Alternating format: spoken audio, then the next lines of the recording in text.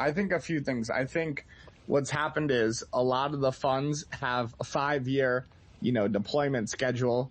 You had a lot of people who raised in 2019, 2020. You saw these funds be very eager at the time. The markets were hot.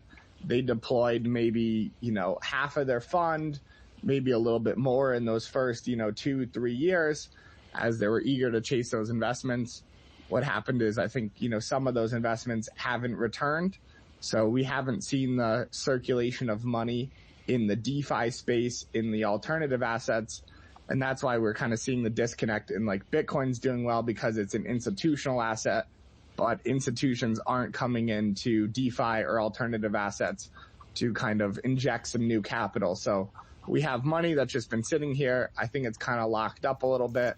We need some newer people, new capital, new, motivations to come into the industry and free up the gears. So I think that's not why we're not seeing it. But again, it's just a matter of time until people, want to, again, apply their Bitcoin gains to, some other type of success. And then they end up flowing back into DeFi afterwards. So are you calling for an alt season? Are you saying that that's on the horizon, or what are you saying when you say that? Are we going to see altcoins, are we going to see alt season again, or are you saying something else?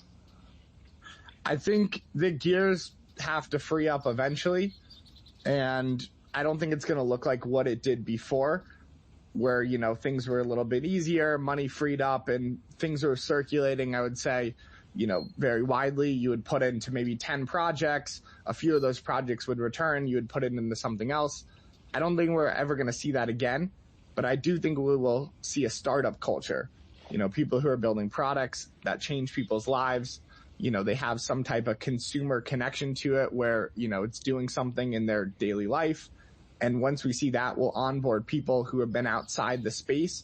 And once we can attract those people outside the space, we'll see growth again in altcoins and DeFi.